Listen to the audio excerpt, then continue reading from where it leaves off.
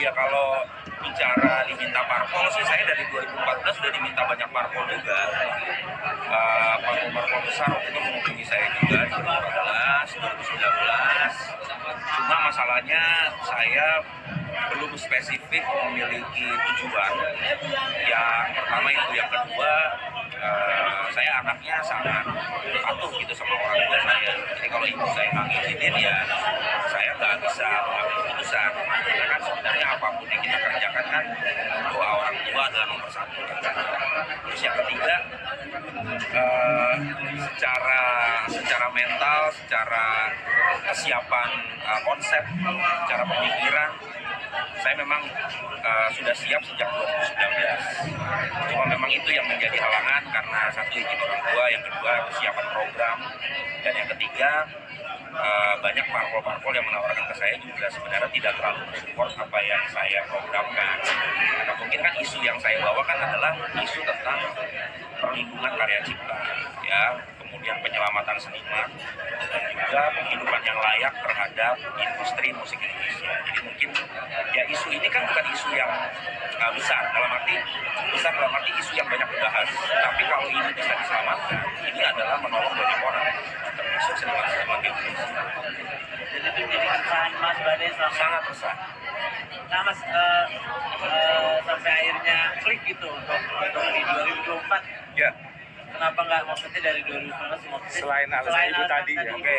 Jadi sebenarnya gini, di akhir tahun 2022 juga saya pernah dihubungi juga oleh salah satu parpol. Lagi-lagi saya tawarkan konsep pemikiran saya, itu tidak ada kabar berita, ya, tidak ada info lebih lanjut. Tiba-tiba saya sudah nggak mau lagi. Jadi ibaratnya udahlah, kalau memang saya tidak punya jalur untuk mengajukan program ini, akhirnya saya memutuskan udah saya bergerak dari luar saja. Tapi pada saat akhir 2022 teman-teman PSI memberikan saya kesempatan dan meminta saya untuk maju di DPR RI.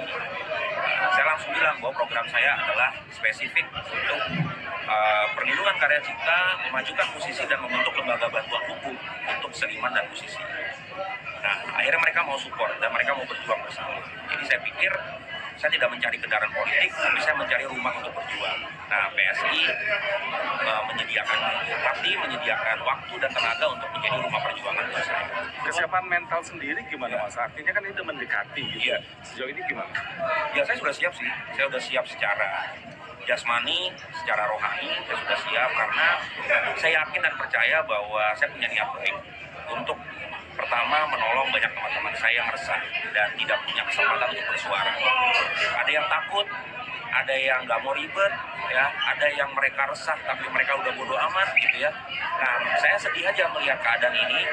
Daripada saya harus berkuar-kuar di sosial media, saya memberanikan diri maju dengan konsep yang jelas dan perjuangan yang jelas.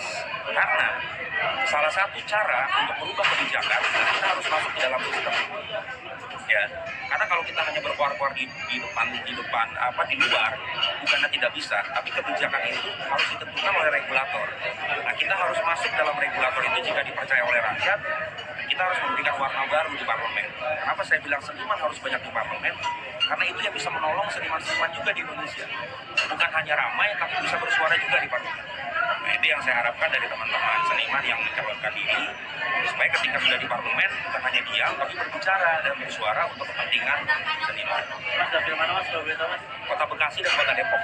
Mas, ini respon seniman maksudnya yang mensupport Mas Bade gitu untuk memperjuangkan hukum kita selama ini. Ya. Ketika tahu Mas Bade maju untuk DPR ini seperti apa respon? Ya, responnya macam-macam lah. Responnya ada yang kaget, wah bener nih deh lo, ini memberanikan diri nih. Kedua, ada juga responnya yang sangat-sangat mendukung, mensupport, ya memang harus begitu jalannya. Dan yang ketiga, ya biasalah, semua kan ada pro dan kontra. Ya, jadi saya menganggap itu adalah hal biasa. Tapi ketika kita sudah punya niat baik, ditambah juga dengan literasi yang cukup dengan program kita, saya rasa semua orang punya hak yang sama untuk duduk di pemerintahan. Yang kontranya seperti apa?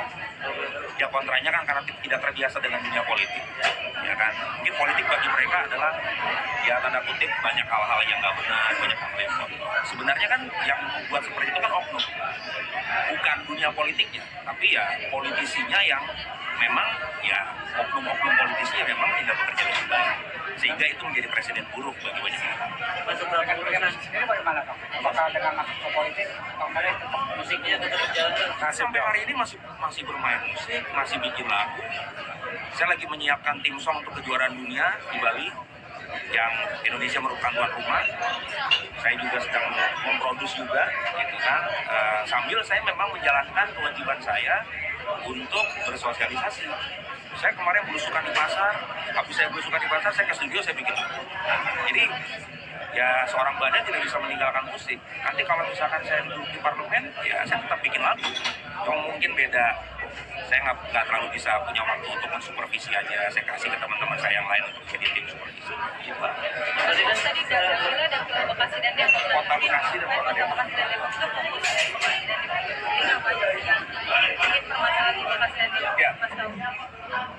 Jadi gini, kalau bicara masalah permasalahan sesuai dengan program saya sudah masuk ke kantong-kantong seniman di Bekasi. Saya bicara sama mereka kebutuhan mereka apa, terus mereka ternyata di Bekasi pun belum ada taman yang memang diperuntukkan untuk seniman. Ada taman-taman kota, tapi memang masih diperuntukkan untuk umum. Nah, saya bilang ke mereka bahwa ya kita harus mendorong bahwa sebuah kota harus punya taman kota yang memang ditujukan salah satunya untuk berkreativitas secara seni. Kalau teman-teman lihat industri musisi jalanan, mereka masih ada di lampu merah, mereka bahkan dalam tanda kutip mereka juga bisa dikategorikan sebagai pengemis juga. Padahal mereka punya bakat.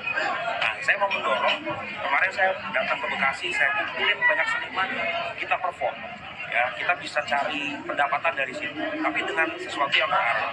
Ya, mereka bukan lagi industri yang bisa dinyinyirin orang atau mungkin kalau ketemu pengamen maaf gitu, nggak kayak gitu lagi, gitu kan? Mereka akan menghargai kalau mereka bisa nyanyi, mereka punya karya. Itu satu. Yang kedua, pendidikan. Saya rasa pendidikan dibutuhkan oleh banyak orang. Nah, seniman-seniman ini juga kurang terdidik juga untuk memiliki kecerdasan, memiliki pengetahuan yang benar, memiliki pengetahuan hukum yang benar. Nah, itu juga kita dorong. Dan yang ketiga, kesehatan. Ya, seniman kan juga kerja dari pagi sampai pagi lagi, kesehatan nggak dipikirin, ya kan? BPJS bolong-bolong, gitu kan? Nah, jadi itu yang harus didorong juga. Jadi memang masalah-masalahnya yang sudah saya survei seperti itu. Mas Bade kan sebelumnya sempat Mas Bade masuk ke dalam kelompok pejuang hak cipta sama Dhani, sama Manca, sama yang lain-lain, dan ternyata mereka juga caleg juga nih, maju juga di DPR. Itu emang janjian kan atau seperti apa? Atau banyak sharing nggak sih sama mereka? Nggak pernah. Karena kan sebenarnya pencalonan ini kan sifatnya personal semua kan. Jadi kita juga secara personal. Kita juga nggak pernah cari tahu siapa yang nyalek, tiba-tiba kan ada masuk apa tuh bursa caleg ya, gua dari partai ini. Saya baru tahu dari situ aja. Mas kan Dhani, Marcel juga nyalek juga lewat partai berbeda. Dan mereka musisi yang juga berjuang juga sama Mas Bade gitu. Nah, mungkin ini jadi sinyal baru nggak sih bahwa ini akan menjadi kesejahteraan juga buat musisi Oh, jelas. untuk abang berjuangin. Iya, saya justru merasa lebih senang karena kesadaran seniman tuh sekarang lagi tinggi-tingginya, ya kan? Mereka semakin banyak seniman yang punya tujuan yang benar, tujuan yang baik untuk memajukan ekosistem musik. Saya lebih senang karena powernya akan semakin kuat. Makanya saya tadi bilang harus banyak seniman di parlemen, bukan hanya banyak doang, tapi ya bersuara untuk hal-hal yang memang mendukung kebijakan-kebijakan. Optimis nggak sih? Hah? Akan meneruskan program Mas Anang untuk program musikan Kalau untuk membuat misalkan lolos nanti. ya untuk membuat undang-undang musikan, saya mungkin belum ke sana fokusnya. Saya masih fokus kepada undang-undang hak cipta yang perlu banyak direvisi. Oke, sip. Ya, terima kasih Mas.